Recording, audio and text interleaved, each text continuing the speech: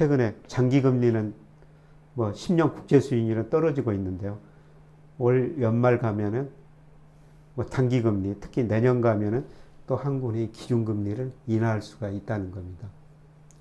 근데 금리가 떨어진다는 것은 무슨 의미예요? 앞으로 경제 성장이 많이 떨어진다는 겁니다. 우리 경제가 구조적으로 저성장, 저금리 시대에 접어들었다는 겁니다. 이건 어쩔 수 없는 추세예요. 그래서 여러분이 특히 젊은 분들 저금리 의미를 다시 한번 생각해 보셔야 됩니다. 자, 여러분이 요새 신문 보면은 금리 많이 올랐다 이런 보도가 많이 나오죠. 사실 가계대출금리 중심으로 오른 건 사실이에요.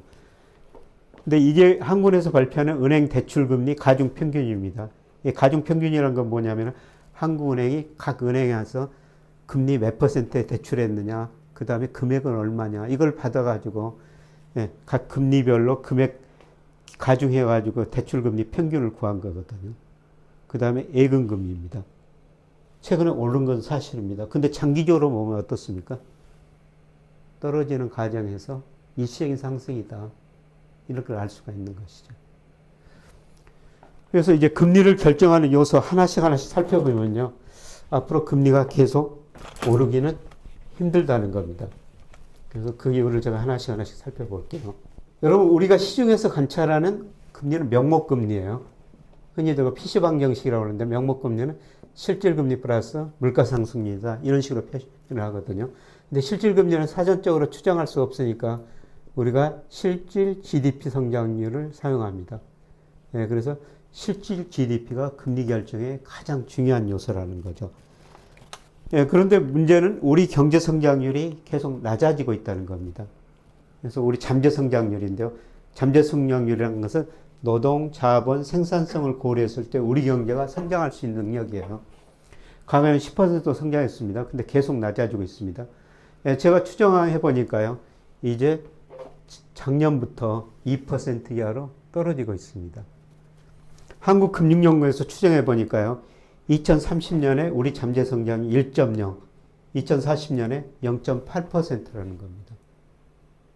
왜 이렇게 우리 잠재 성장 능력이 떨어지냐면 노동이 감소하기 때문입니다. 특히 15세에서 64세 인구를 노동 가능 인구라고 그러는데요. 이게 계속 줄어들고 있지 않습니까? 우리 젊은 분들 빨리 결혼하셔가지고 최소한 애 2명 이상은 낳아주셔야 됩니다. 영국의 옥스퍼드 대학, 옥스퍼드 이코노믹스라고 있는데요. 거기서 뭐라고 그러냐면은 지구상에서 가장 빨리 사라질 나라가 한국이라고 그래요. 그만큼 인구 문제 심각하다는 겁니다. 그리고 앞으로는 1% 이상 줄어들 거라는 겁니다. 그래서 인구가 줄어드니까 잠재 성장이 떨어질 수밖에 없고요. 그 다음에 우리 기업들이 자본시장 상당히 축적해냈기 때문에 투자도 크게 늘어나지 않을 거라는 겁니다. 우리 잠재 성장이 올라가려면 생산성이 개선돼야 돼요. 근데 생산성이라는 게 하루아침에 늘어나는 거 아닙니다. 그래서 주로 노동 감소 때문에 우리 잠재 성장이 이렇게 떨어진다는 겁니다. 그런데 우리 성장률이 얼마나 떨어지고 있는가를 조금 더 쉽게 보기 위해서요. 제가 우리나라 역대 대통령 집권기간 연평균 경제성장을 한번 그려본 겁니다. 물론 규모가 커질수록 성장률이 낮아질 수밖에 없는데요. 대통령이 바뀔 때마다 경제성장 계단식으로 떨어지는 나라 저는 세계에서 본 적이 없어요. 제가 경제 측면에서 말씀드리겠습니다. 박정희 전 대통령 때 우리 10% 성장했습니다. 혹시 여러분 국제시장이라는 영화 보셨어요? 그 영화 보면 여러분의 할머니, 할아버지 이런 분들 독일서 간호원 강부로서 얼마나 고생했습니까? 그분들 담보로 독일서 빌려온 돈 일부가 포스코 짓는 데 들어갔습니다. 제가 가끔 포스코 임직원들한테 강의합니다만 그 돈이 당신 회사 짓는 데 초기에 들어갔습니다. 그런 생각하면서 포스코 잘 좀 키워주셔야 됩니다. 이런 농담을 하는데요. 그만큼 경제성장을 우선했다는 겁니다. 물론 정부 지원도 받았지만 정주영, 이병철 이런 훌륭한 기업가들도 있었어요. 그리고 전두환 정부 때도 우리 10% 성장했죠. 이때 뭐가 있었습니까? 86년, 88년에 소위 3조 호황이라고 있었어요. 여러분 3조 호황이라는 게 뭡니까? 전 세계적으로 저유가, 미국이 어려우니까 사우디 부추겨가지고 유가 떨어뜨렸고요. 유가가 떨어지니까 물가가 떨어지니까 전 세계가 저금리 정책을 펼쳤죠. 저유가로 세계 사람들이 소비를 굉장히 많이 했습니다. 여기다 하나가 더 뭐가 있었죠? 미국이 어려우니까 85년 9월 플라자 협의를 통해 가지고요. 달러 가치 하락을 유도합니다. 우리한테는 N강세죠. N이 이때 큰 폭으로 강소돼요. 그러니까 세계 사람들이 저유가 저금리 소비를 많이 하는 데다가 N강세 되니까 어떻습니까? 우리 수출이 극기하게 증가한 거죠. 네, 그래서 86년, 88년에 우리 경제가 연평균 12%나 성장해요. 이걸 바로 3조 호황이라고 합니다. 단군 이래 최대 호황이었다. 네, 그래서 이게 그 전두환 정부 후기에 있었습니다. 자, 노태우 정부 들어서 3조 호황이 끝나요. 이게 끝나고 수출이 안 되니까 경제 성장이 떨어지니까 이분이 뭘 가지고 경기를 부양했습니다. 각종 건설 투자, 사회 간접 자본 투자하고 주택 200만 원 건설했죠. 이때 일산 분당 신도시 건설했습니다. 이때 정말 아파트 많이 지었거든요. 200만 원. 네, 그런데 저 그때 기억이 생생합니다만 그때 제가 일산 분당 아파트 청약을 9번이나 했는데 다 떨어진 경험이 있어요. 그렇게 아파트 많이 지었는데도 경쟁률이 뭐 130대 150대 1이었거든요. 그래서 노태우 정부 때는 건설로 9% 성장한 겁니다. 예, 그리고 김영삼 전 대통령 때 어떻습니까? 우리 IMF 경제위기 맞죠? 외환위기 맞습니다. 저는 누가 대통령이 됐든 이 고성장 때 쌓인 기업은행 부실을 처리하고 넘어갈 수밖에 없었다. 이게 외환위기라는 거죠. 자, 김대중 정부 들어죠. IMF 처방에 따라죠. 정말 뼈아픈 구조조정이었죠. 여러분 구조조정이라는 게 뭐죠? 좋은 기업 살리고 나쁜 기업 없애는 거예요. 그래서 30대 재벌점 11개 해체되고 은행 14개가 없어졌죠. 그래서 구조조정에서 안정성장 국면에 들어섰다. 그런데 경제성이 8%, 5.6%로 떨어지는 거죠. 구조조정 결과가 뭡니까? 양극화, 고용 불안이었죠. 잘된 거는 더 잘 되고 경쟁력 없는 기업은 시장에서 많은 기업들이 퇴출됐거든요. 그래서 노무현 전 대통령이 이런 걸 해소하기 위해서 지방 균형 발전, 분배 복지, 동반 성장 이런 걸 내세웠죠. 행정수도 세종시로 옮기고 각종 공기업 지방으로 옮겼지 않습니까? 예를 들어서 한전을 나주로 옮겼죠. 그렇다고 지금 지방 균형 발전 되고 있습니까? 그 다음에 분배 복지, 동반 성장 크게 개선된 거 없어요. 그 다음에 이명박 전 대통령 747 공약을 내세웠습니다. 747이 뭐죠? 7% 경제성장률, 1인당 국민소득 4만 달러, 7대 경제 강국이에요. 네, 그런데 미국서 글로벌 금융위기까지 오면서 3.4%로 떨어졌고요. 그 다음에 박근혜 전 대통령 474를 내세웠어요. 474는 또 뭐죠? 네, 4% 성장, 고용률 70%, 1인당 국민소득 4만 달러요. 4% 성장 내세우는데 3.0으로 떨어졌죠. 자, 문재인 정부 포용적 성장, 소득 주정성, 혁신 성장 이런 걸 내세웠어요. 여러분 지난 정부가 추구했던 게 포용적 성장인데 이 포용적 성장이라는 게 뭐죠? 좀 나누고 살자는 겁니다. 경제 규모 파이가 이렇게 커졌을 때는요. 기업들이 같이 성장할 수가 있었어요. 네, 그런데 성장률이 떨어지면서 커지는 파이 규모가 상대적으로 줄어들거든요. 그걸 나눠 가져야 돼요. 그래서 경쟁력 있는 기업은 더 많이 가지고 경쟁력 없는 기업은 시장에서 퇴출될 수밖에 없죠. 차별화가 너무 심하다는 겁니다. 네, 그래서 좀 나누고 살자. 이게 문재인 정부에서 추구했던 가장 그 성장 방향입니다. 자, 윤석열 대통령 시대에 들어섰습니다. 이번에 경제정책 가장 우선이 뭡니까? 저성장 극복과 성장 복지 순환이에요. 저성장을 극복하자는 거죠. 한마디로 뭡니까? 이 잠재 성장을 올리자는 겁니다. 그래서 이분이 윤 대통령이 대선 토론회 할 때 뭐라고 그랬습니까? 자기가 대통령 되면 우리 잠재 성장을 4%로 올리겠다. 4%로 올리면 어떻습니까? 우리 역사상 처음으로 계단을 올라가는 위대한 대통령이 되는 겁니다. 이렇게 잠재 성장을 올려놓고 그 다음에 나누겠다는 것입니다. 성장을 우선하겠다는 겁니다. 네, 그런데 아까 한국금융연구원 추정치 벗고 제가 추정해 보니까요. 앞으로 5년 잠재 성장률은 2% 정도 돼요. 또 계단이 한 단계 떨어지고 있다는 겁니다. 차별화가 더 심화될 수밖에 없죠. 그래서 우리 경제가 구조적으로 저성장 국면에 들어서고 있다는 겁니다. 이걸 세계하고 비교해 보면요. IMF가 1980년부터 세계 경제 성장을 발표하는데요. 1980년에서 2009년까지 우리 경제가 연평균 7%, 세계 평균 3.4보다 2배 이상 높은 성장을 했죠. 그래서 우리나라가 굉장히 고성장을 했다 자랑을 했었는데요. 예, 그런데 글로벌 금융위기 이후 2010년부터 작년까지는 어떻습니까? 우리가 세계 평균보다 낮은 성장을 하고 있죠. 세계 평균이 3.3, 우리 3.0. 앞으로가 문제라는 겁니다. IMF가 최근 2년 동안 전망해냈는데요. 우리가 선진국보다 더 낮은 성장을 할 거라는 겁니다. 미국보다 더 낮은 성장을 할 거라는 거죠. 아까 10년 후에 잠재 성장률 1.0인데요.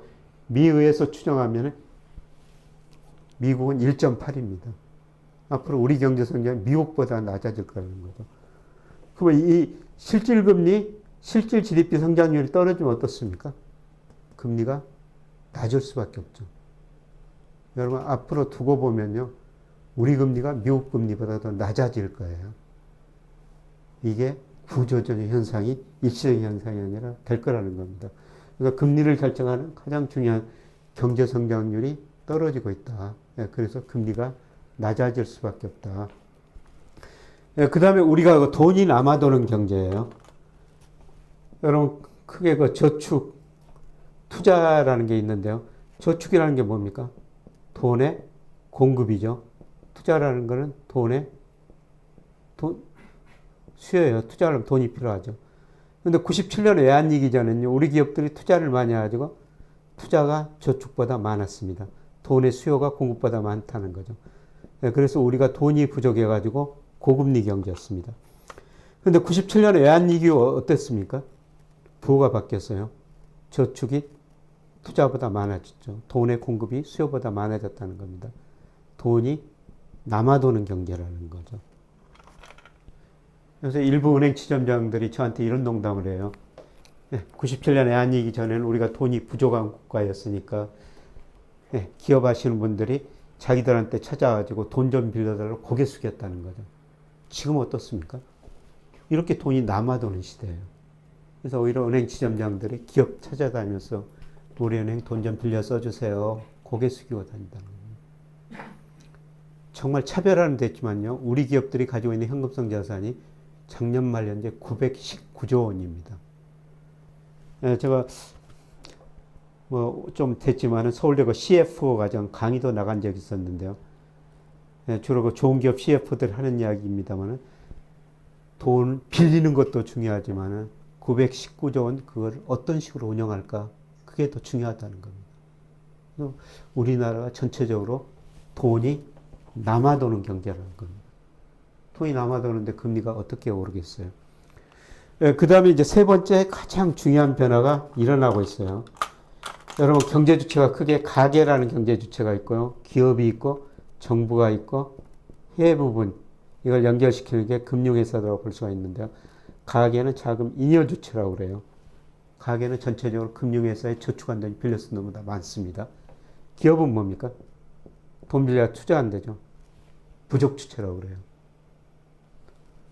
근데 최근에 보니까 가계가 부채가 많지만 그래도 잉여 늘어나고요. 기업들이 투자를 덜 하다 보니까 부족 규모가 줄어들고 있어요. 그래서 여기서 잉여 안 하고 부족 규모 줄어드니까 지금 우리 정부가 아까 쓸 수밖에 없다. 그리고 또 어떻습니까? 돈이 해외로 빠져나가죠. 우리 그 젊은 분들 미줌이라고 그래가지고 미국 주식에 미쳐라 이런 이야기까지 나오면서 여러분 좀 미국 투자 많이 하죠. 여기서 잉여가 나니까 정부가 쓸 수밖에 없고 해외로 돈이 나갈 수밖에 없는 상황이라는 겁니다. 자, 이거를 이제 은행하고 연결시켜 보면요. 은행이 돈이 들어오면 어떤 식으로 운영하죠? 대출 아니면은 유가증권에 투자하는 거예요. 대출은 가계대출, 기업대출, 유가증권은 주식 아니면은 채권이죠. 가계는 자금 잉여주체라고 그랬습니다. 기업은 뭐라고 그랬습니까? 돈을 빌려 투자한다니까 자금 부족주체라고 그랬죠. 근데 개인이 잉여주체로 남아있는 상태에서요. 일본이 98년부터 기업들이 자금 부채주체가 아니라 잉여주체로 전환이 돼버립니다. 여기는 GDP 대비 그려놨는데요. 가계 GDP 대비 잉여주체죠. 98년부터 기업이 잉여주체로 전환이 돼버려요. 그러면 가계도 좋죠. 기업도 좋죠. 대출이 안 되죠. 은행 이 돈 어디다 써야 되겠어요? 유가증권 투자를 할 수밖에 없죠. 은행이 위험하다고 주식은 안 사요. 뭐만 삽니까? 채권만 사죠. 일본은행 자산 중에서요. 채권 비중이 90년에 10%밖에 안 됐는데 2010년 무렵까지인가 32%까지 가버려요. 이렇게 채권을 많이 사니까 어떻습니까? 채권 수요가 늘어나가지고 채권 가격은 올라가죠. 채권 가격이 올라갔다는 것은 금리는 떨어진다는 겁니다. 네. 그래서 이렇게 금리가 떨어지니까 누가 망해요? 보험회사들이 망합니다. 보험회사들이 보험상품 팔 때 최소 몇 퍼센트 금리 주겠다. 이렇게 보험상품을 팔아놨는데요. 금리가 그 밑으로 떨어지니까 어떻습니까? 0%까지 떨어지니까 보험회사들이 그 금리를 줄 수가 없는 거예요. 그래서 이 시기에 13개 보험회사가 4개로 통폐합되는 과정이 일어나죠. 그래서 은행이 채권 사가지고 금리 떨어뜨려가지고 보험회사 망하게 만들었다. 그런 이야기가 있었습니다만 그 근본 원인은 어디가 있다는 겁니까? 이 기업이 자금 잉여 주체로 전환된다 있다는 겁니다. 그 기업이 돈을 안 갖다 쓰니까 은행은 채권을 살 수밖에 없었다. 자, 우리나라 기업 자금 부족 주체예요. 가계는 자금 잉여 주체로 남았는데요. 근데 919조 현금성 자산 가지고 있을 만큼 앞으로 어떻다는 겁니까? 돈을 덜 빌렸었다는 것이죠. 그래서 은행 회장들, 행장들 만나보면요. 뭐 고민 많이 하고 있습니다. 특히 KB고 윤 회장이라는 분은 은행의 경쟁력이 과거에는 대출에 있었는데 앞으로는 유가증권 운용이 있을 것이다. 갈수록 기업의 자금 수요가 줄어들 거라는 거죠. 그래서 자기 은행, 자기 자본으로 이 유가증권, 주식 채권 같은데 어떤 식으로 잘 운용해 주느냐, 특히 고객 금융자산을 얼마나 잘 운용해 주느냐, 여기에 은행의 경쟁력이 있을 거라는 겁니다. 그래서 우리나라도 기업들이 돈 덜 빌렸으니까 어떻습니까? 은행이 채권을 살 수밖에 없죠. 절대적으로 뭐 어떻습니까? 많이 늘어나고 자산 중에서 채권 비중 늘어나는 추세입니다. 앞으로 저거에 더 많이 늘어날 거예요. 네, 그래서 금리를 결정하는 가장 중요한 요소가 뭡니까? 경제 성장이 떨어지고 저축이 투자보다 많았고 돈이 남아들고 앞으로 기업들이 돈을 덜 갖쌌으니까 은행이 채권 사면서 금리가 떨어질 수밖에 없다는 겁니다. 네, 그래서 최근에 장기 금리는 뭐 10년 국제 수익률은 떨어지고 있는데요. 올 연말 가면은 뭐 단기 금리, 특히 내년 가면은 또 한국은행이 기준금리를 인하할 수가 있다는 겁니다. 근데 금리가 떨어진다는 것은 무슨 의미예요? 앞으로 경제 성장이 많이 떨어진다는 겁니다. 경제 성장이 떨어지면 어떻습니까? 우리 일자리가 많지 않고 경제 성장이 떨어지면 많고 우리 임금이 안 오른다는 겁니다. 그래서 여러분이 특히 젊은 분들 저금리 의미를 다시 한번 생각해 보셔야 됩니다. 자, 제가 어두운 이야기를 했는데요. 우리 경제가 구조적으로 저성장, 저금리 시대에 접어들었다는 겁니다. 이건 어쩔 수 없는 추세예요. 이건 바꿀 수 없는 추세라는 겁니다. 그래서 이런 저성장, 저금리 시대 때는 여러분이 어떻습니까? 일하면서 근로소득 얻는 게 정말 중요하다는 겁니다. 제 이야기예요. 제가 2013년 3월에 하던 회사 팔았어요. 여유자금이 들어왔는데 S생명보험회사 부사장이 제 가까운 지인이었는데 즉시연금 하나 가입해달라는 겁니다. 그래서 2억 원을 가입했어요. 즉시연금 가입하면 매달 얼마씩 주거든요. 2014년 3월에 가입했는데 4월에 51만 원 받았어요. 지금 제가 얼마 받습니까? 28만 원. 6월 달에 27만 5천 원. 왜 51만 원, 28만 원 줄어들었겠어요? 보험회사는 주로 채권 많이 운영합니다. 주식은 많이 투자 않고 안전자산에 투자한다 채권 많이 운영하거든요. 이 채권 금리가 장기적으로 떨어졌다는 거죠. 물론 최근에 반등을 했습니다. 근데 무슨 의미예요? 제가 어떤 일을 해가지고 한 달에 30만 원 벌면은 2억 금융자산 가지고 있는 거나 똑같은 현금 흐름이라는 거죠. 여러분이 지금 은행에다 1억 맡겨놨다면 한 달 이자가 10만 원이 좀 넘어요. 그 10만 원의 의미가 뭡니까? 여러분 어떤 일을 해가지고 10만 원 받는다면 금융자산 1억 원 가지고 있는 거랑 똑같은 현금 흐름이라는 겁니다. 그래서 여러분이 이런 저성장 저금리 시대 때는 일하면서 근로소득 얻는 게 정말 중요하다는 겁니다. 일본이 우리보다 저성장 저금리 시대에 먼저 접어들었어요. 저 얼마 전에 일본 금융그룹 회장 강의 들었는데요. 일본의 그 저성장 저금리 대처법 2가지입니다. 불행한 일이지만 늙어 죽기 전까지 일해라. 이 젊은 분들 아마 100세까지 일하셔야 될 거예요. 그리고 음식 가리지 말고 아무거나 잘 먹어라. 건강하게 일할 수가 있다는 것이죠. 이게 저성장 저금리 불행한 일이지만. 저는 뭐 후배들한테 가능한 직을 오래 유지하고 그 다음에 업을 가져라. 여러분 회사 다니면서 뭐 대리, 과장, 부장, 그 다음에 이사, 사장까지 할 수가 있거든요. 그 직이라는 게 영원하지는 않은 거예요. 그 직을 떠나가지고 다만 몇십만 원이라 받을 수 있는 업을 가지라는 겁니다. 여러분 아직 젊어서 뭐 전혀 못 느낄 텐데요. 제가 58년 KT인데 뭐 제 또래 선배들 다 은퇴했죠. 남자들 은퇴한 선배들 이야기 들으니까 두 가지 이야기입니다. 공통적으로.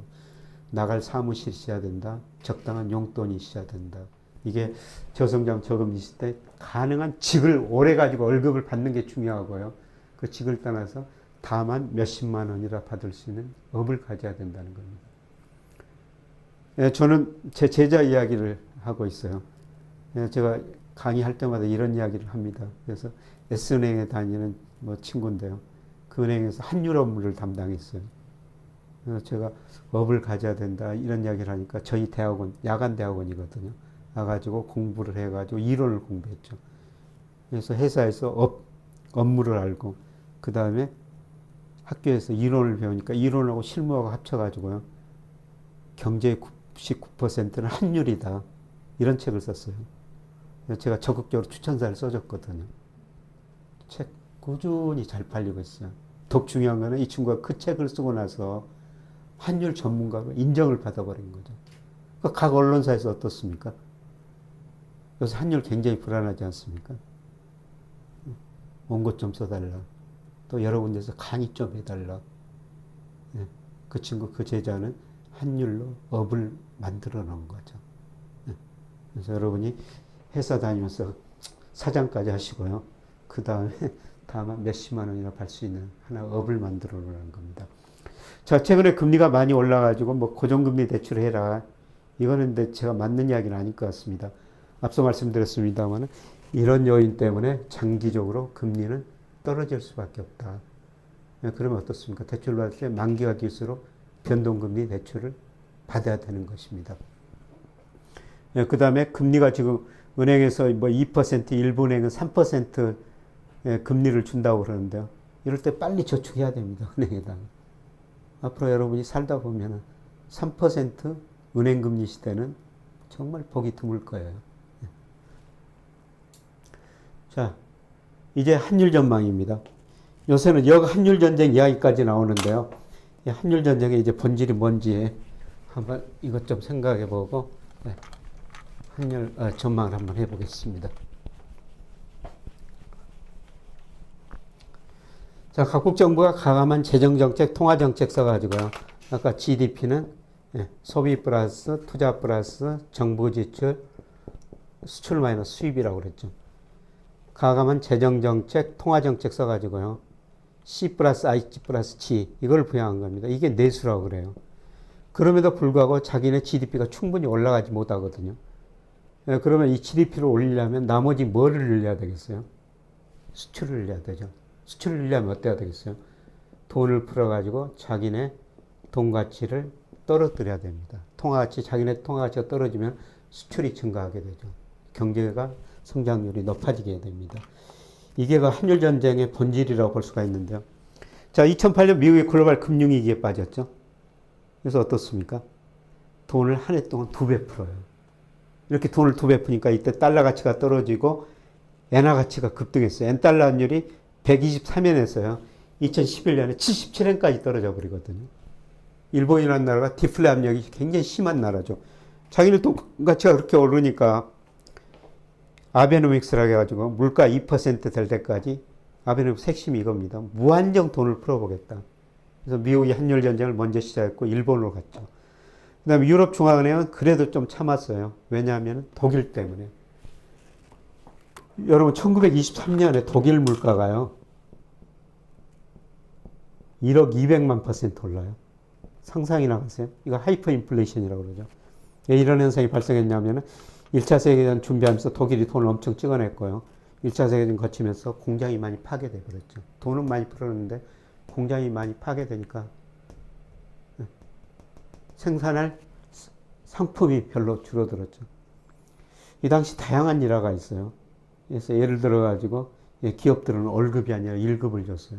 하루 종일 물가가 오르니까 또 1급, 오전에도 주고 오후에도 줬습니다. 일부 가정주부는 돈을 태워가지고 밥을 줘 먹고요. 사람들이 택시를 안 샀다는 겁니다. 출발지에서 목적지 가는 사이에 택시 요금이 막 올라가 버리니까. 그래서 독일 사람들은 인플레이션 트라우마에 갇힌 사람들이다. 돈 푸는 걸 정말 싫어해요. 이때 하이프 인플레이션 갇혔기 때문에. 근데 어떻습니까? 미국, 일본이 돈 풀면 자기들이 안 풀면 어떻습니까? 자기네 유로 같이 올라가지고 수출이 안 되거든요. 그래서 할 수 없이 2014년 하반기부터 유럽 중앙은행도 돈 풀기 시작하죠. 한일 전쟁이 미국에서 시작하죠. 일본으로 갔다가 유럽 중앙은행으로 갔습니다. 그리고 이제 경제가 회복되니까 미국이 양적 축소 단행했고 좀 조용했어요. 근데 이번 코로나 때문에 어떻습니까? 미국이 또 엄청나게 돈을 찍어냈죠. 일본 돈 찍어내고 있죠. 이번에 더 적극적으로 나서는 데가 어디예요? 유럽 중앙은행입니다. 경쟁적으로 이렇게 돈을 풀고 있죠. 이렇게 돈 푸는데 물가 안 오를 수가 있어요. 돈의 보복이다. 근데 요새는 어떻습니까? 이렇게 돈 풀어야지 물가가 오르니까 역환율 전쟁이라고 그러죠. 통화치를 올려야 되겠다는 거죠. 그러면 수출은 감소하지만 자기네 돈 가치가 오르면 어떻습니까? 수입 물가가 싸지게 됩니다. 그래서 요새는 경쟁적으로 자기네 돈 가치를 올리려고 그래요. 그래서 미국이 금리를 많이 올리니까 최근에 뭐 어떻습니까? 달러 가치가 오르고 있죠. 이게 역환율 전쟁이다. 이런 식으로 표시합니다. 어떻든 전 세계가 이렇게 돈을 많이 풀어가지고 세계 물가가 오를 수밖에 없다. 자, 이걸 선진국을 지켜보고 있던 중국도 우리도 가만히 있을 수 없다. 부분적으로 환율 조작에 나서거든요.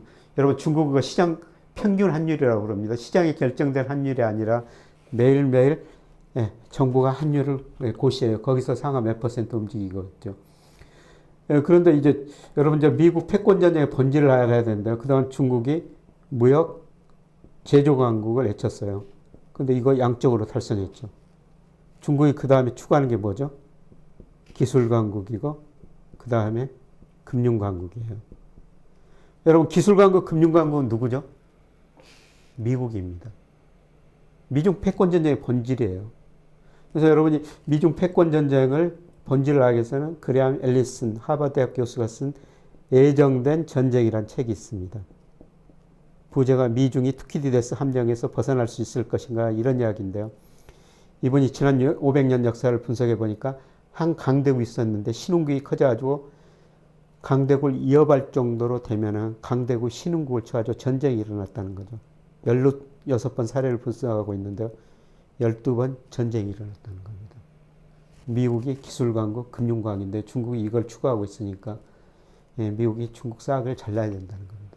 이게 미중 패권 전쟁의 본질이라는 것이죠. 이번 책 보면은 중후반 보면은 뭐 여러 가지 시나리오가 있어요. 그래서 그동안 저 무역 전쟁 했지 않습니까?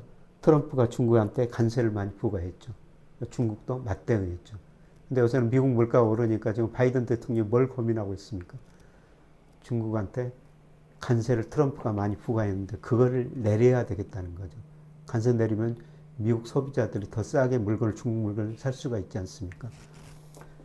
근데 어떻든 그동안 무역 전쟁을 했고요. 그 다음에 이 사람 시나리오가 금융 전쟁이거든요. 여러분 2008년 그 글로벌 금융위기가 오면서 미국이 정부 지출을 내가지고 경기를 부양해서 국채를 많이 발행했는데요. 이 국채를 중국이 엄청나게 사준 겁니다. 이 당시 중국만이 자본주의를 구제한다 이런 이야기까지 나왔었죠. 근데 미국이 중국한테 관세를 세게 부과하면 중국이 가지고 있던 국채를 팔아버리겠다는 겁니다. 그러면 어떻습니까? 미국 금융시장 일시 혼란을 빠질 수 있죠. 미국 금리 급등하고 달러가치 폭락하고 자산가에 급락할 수가 있거든요. 그래서 미국이 뭐 중국이 국채 팔면은 미국이 대중 수입을 직접 규제해버리겠다. 이 사람 시나리오입니다. 그러면 중국이 미국 금융에서 사이버 공격을 한다는 거죠. 저 짓을 상하이에서 조정하고 있구나. 미국이 중국 상하이를 군사 공격. 중국이 워싱턴을 군사 공격합니다.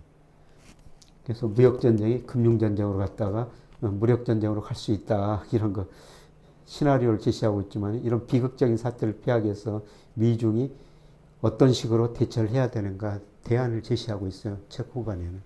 예, 그런데 이게 금융전쟁이거든요. 중국이 어떻습니까? 국채 비중 많이 줄였죠. 이게 외국인이 가지고 있는 중국 비중이거든요. 많이 줄였지 않습니까? 규모 자체도 줄이고 있죠, 중국이. 예, 간을 본다는 겁니다. 이 그림이 미중 그 금융전쟁을 상징하는 시나리오인데요. 예, 중국이 중기적으로 위안화 국자를 파면 금융광고를 추구하고 있다고 그랬죠. 근데 이 달러라는 기축통화를 보면서 정말 부러워해야 해요. 여러분 이 100달러 지폐 찍어낸데 비용이 얼마나 들어가겠어요? 20센트, 40센트 비용이 들어갑니다. 그래서 중국이 미국을 보니까 20센트, 40센트 비용을 들어가지고 100달러 지폐 찍어내가지고 이 돈 가지고 자기들한테 신발도 사가고 옷도 사가고 무기 생산해가지고 세계 경찰로 사더라는 겁니다. 이게 기축통화예요. 덩사핑 시장을 개방하면서 이런 이야기를 했어요. 창문을 열면 신선한 공기가 많이 들어오지만 파리도 들어온다. 그리고 어떤 행동을 했을 때 긍정적, 부정적 효과가 양면 효과가 있죠. 그런데 우리가 긍정적 효과가 더 크다 하면은 이 일을 저지를 수가 있는 거죠. 그래서 이 국채를 중국이 팔았을 때 물론 자기들한테도 큰 손실이지만은 그래도 자기들이 위안화 국자를 달성하는데 도움이 된다면 이 일을 저지를 수가 있다. 그래서 이분 시나리오입니다. 전혀 불가능한 시나리오는 제가 생각해도 아닌 것 같습니다. 그런데 문제는 그 달러 가치죠. 달러 가치가 최근에 많이 오르고 있거든요. 미국이 금리를 인상하고 러시아 우크라이나 침공하면서 안전자산 선호 현상 때문에 그러는데요. 장기적으로는 달러 가치가 떨어졌어요. 85년 플라자 협의 때 51% 떨어졌고요. 그 다음에 미국에서 2000년 IT 거품 붕괴되면서 미국 GDP가 세계에서 차지하는 비 32%에서 22%까지 떨어지면서 미국 경제가 어려워지면서 달러 가치가 한 40% 떨어졌습니다. IMF가 2027년까지 미국 경제 세계 비중을 전망해 놨는데요. 올해는 오릅니다. 그래서 달러 가치 오르죠. 근데 내년부터 어떻다는 겁니까? 미국 비중 27년까지 축소라는 겁니다. 그거는 무슨 의미죠? 달러 가치가 장기적으로는 하락할 것이다. 이런 이야기가 되는 겁니다. 그런데 미국 사람들이 너무 소비 많이 하기 때문에요. 부채가 자산보다 훨씬 빨리 늘어나거든요. 작년 말 현재 미국 순부채가 18조 1000억 달러요. 이거를 미국이 어떤 식으로 메꾸는지 아세요? 여러분 이제 지금 미국 주식 샀죠? 우리나라 중국 사람들이 미국으로 수출해가지고 미국 주식 사고 채권 사주고요. 그것 가지고 12조 메꾸고 있고요. 이번에 바이든 대통령이 우리나라 가지고 제일 먼저 어디 갔어요? 삼성전자 갔습니다. 물론 반도체가 중요하겠지만 삼성전자한테 미국한테 투자 좀 해달라는 거죠. 또 나갈 때는 누구 만나고 갔어요? 현대차 정회장 만나고 갔습니다. 직접 투자 좀 해달라는 겁니다. 4조 달러를 그거로 메꾸고 있어요. 근데 미국의 금융시장이 불안해지면서 달러 가치가 떨어지든지 돈이 덜 들어가면은 달러 가치가 떨어질 수밖에 없다는 거죠. 여러분 2011년에 S&P 국제 신용평가에서죠. 미국의 대부채가 늘어난다. 연방정부 부채가 늘어난다. 그래서 미국 국가 신용등급을 한 단계 떨어뜨렸거든요. 이때 한 달 사이에 우리 주가가 20%가 떨어졌어요. 근데 지금 어떻습니까? 대내의 부채가 훨씬 더 심각하죠. 피치, 그 다음에 무디스 같은 이런 신용평가 회사들이 미국 국가 신용등급을 떨어뜨릴 수도 있다. 이런 이야기를 하고 있습니다. 떨어뜨려도 전혀 문제가 안 되죠. 2011년에 이것보다 훨씬 더 좋을 때 떨어뜨렸는데요. 지금 대내 불균형이 너무 확대됐습니다. 그리고 장기적으로는 달러에 대한 신뢰도가 줄어들고 있어요. 각국의 중앙은행이 외환을 보유할 때 달러, 유로와 엔, 파운드와 위안화 이런 걸 보유하고 있죠. 근데 달러 비중이 2000년에 71%였어요. 세계 중앙은행 71% 달러를 가지고 있었다는 겁니다. 근데 작년에 어떻습니까? 59%로 축소됐죠. 과거보다 달러를 미국 경제를 그만큼 믿을 수가 없다는 겁니다. 그래서 달러 비중 계속 축소하고 있어요.